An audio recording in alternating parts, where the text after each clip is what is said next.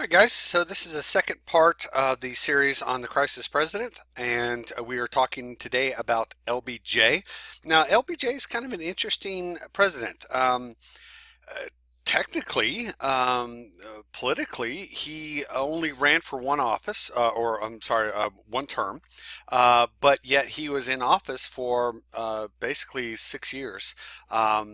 Because he took over for JFK when he was assassinated.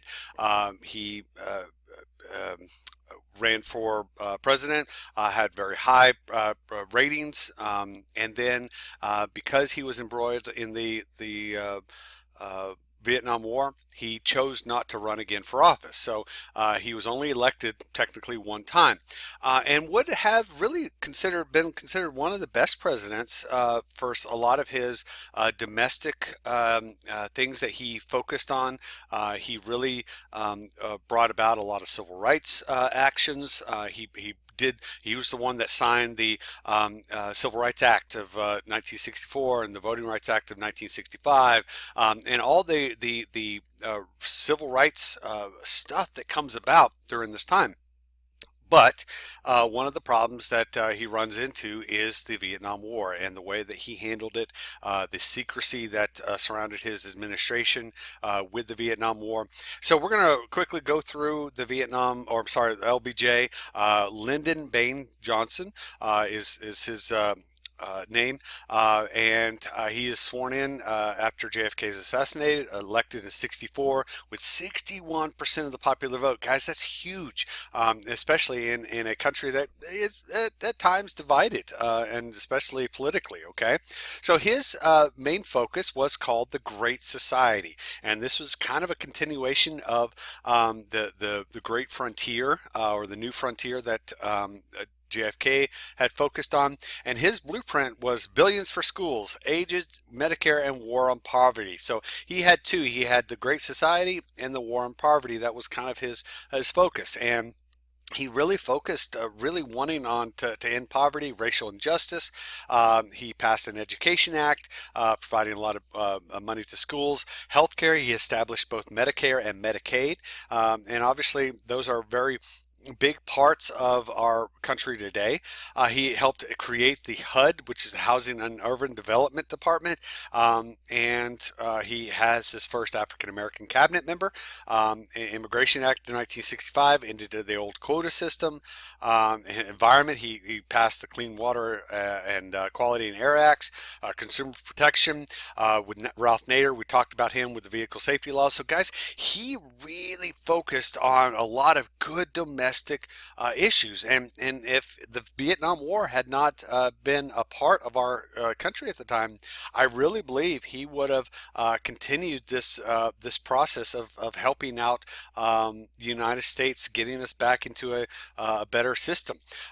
So this is LBJ, the video on this. And now this is his quote. He says, "The Great Society is a place where every child can find knowledge to enrich his mind and to enlarge his talents. It is a place where the city of man serves not only the needs of the body and the demands of commerce, but the desire for beauty and the hunger for community. It is a place where men are more concerned with the quality of their goals than the quantity of their goods." And of course, a lot of that is very ethereal, feel good kind of stuff, and doesn't always get to the root of it, as we understand now with our coronavirus stuff. We understand that sometimes goals are great, but you still have to feed your family. You still have to work. And when you can't work, when you can't do the things that you are accustomed to doing, then it causes some issues. All right. So his war on poverty is an idea to train the jobless, educate the uneducated, and provide health care for those in need, which are all great systems, but they cost a lot of money. And the government was one of those, groups that, remember, the government does not actually create jobs or create money. They take money through taxes. And so a lot of people were a little bit wary of how this was all going to work, because if somebody chooses to stay in poverty, then you can't necessarily convince them otherwise. And one of the problems that you run into is handouts instead of hand ups, and that is a phrase that a lot of people used at that time. So if you just give handouts, you're just going to have a generation that is just willing to let the government give them stuff instead of taking advantage of the opportunities that the government is providing in order to increase their abilities and knowledge. And that goes across the board, guys. That's with anything. And think about your own life right now. Think about what you have in your hands to do right now. You have time. Now, I know a lot of you have some things that are in your life that you don't have a lot of control over, whether it's family situations or situations at whether it's technology access, or maybe you're having to do a lot more with working with your family, out doing stuff with your family, or having to take care of kids, all that kind of stuff. But the bottom line is that you have to choose to take advantage of this opportunity this time. And are you? And if you're not, then you are doing the same thing that many people, when they're given something, they choose to say, well, it's okay. I'll just have somebody else give it to me. And that is not a good system at all the time. All right.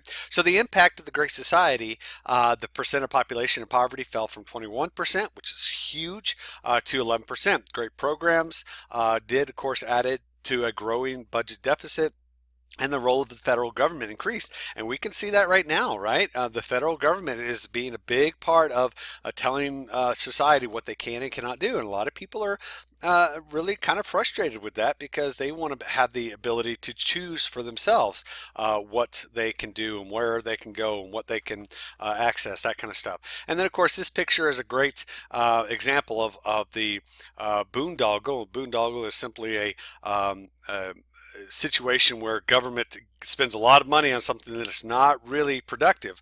This is the Vietnam War. He says there's more money enough to support both of you. Now, doesn't that make you feel better? And of course, urban needs, and then the Vietnam War. And there's a lot of money that is being spent on stuff like that in the past. All right. So the Warren Court, this is a Supreme Court under the leadership of liberal Justice Earl Warren, which is why it's called the Warren Court. Also, why it was called the Warren Commission that investigated the JFK assassination. So they come in and they say Brown versus Board of Education, 1954, ended segregation in public schools. In Gale versus Vitale, banned state-sanctioned prayer in public schools. And of course, that's a big one even today. Is can students pray? Can they bring religious books? Can teachers pray? What does that all mean? That's a very interesting thing. It also limited power of communities to censor books, movies, etc. And I actually just saw today, I was reading the news, and Alaska did something that they were trying to ban certain books, books like Catch-22 and some others, ones written by Maya Angelou.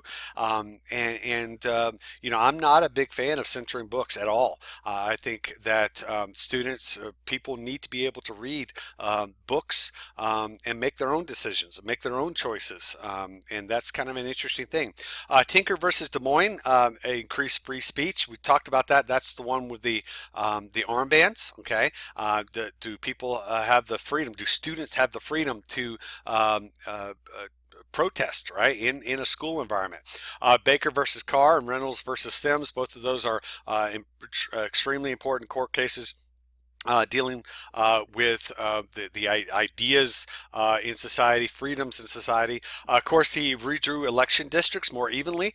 This is based on socioeconomic. This is what we call gerrymandering, where you try to stack the voting areas to provide better ideas between the Republicans and Democrats and whoever else is in that district. Matt versus Ohio, Gideon versus Wainwright, and Miranda versus Arizona. Of course, Miranda versus Arizona is probably one of the most famous because it's talking about the Miranda rights, right? You got to read your Miranda rights, and of course, it talks about the increased rights of accused of crime. All of those. It's really fascinating. You'll learn more about these in civics because it is such an important. Those are such important court cases in our time period. All right. And last but not least, of course, Vietnam, President Johnson's legacy with the Vietnam War, very much a big part of this. Now, we've talked about the pendulum shifts and back and forth, right? So it's shifted to the left on a more liberal front with JFK and LBJ, and now a lot of pushback, and so now you go back to a conservative front, and this is where we'll get into the presidencies of Richard Nixon and Gerald Ford, and there's a shift back to a more conservative viewpoint. And of course, the 60s and 70s, mostly the 60s, have a lot of experimentation, whether it's drugs, sex, all kinds of musical stuff that bring us to that time period as well. And so it's kind of a unique time that LBJ and JFK are dealing with politically, socially, the racist type of viewpoints, a lot of world affairs going on. We are an increasing global society, and of course, we're still dealing with the nuclear stuff at this time, right? The Cold War era. So just to understand that that's part of the whole process of what's going on in this time period. So hopefully that gives you an overview. We'll have one more video that talks about the time of Nixon and Ford, and go from there. All right, guys, bye.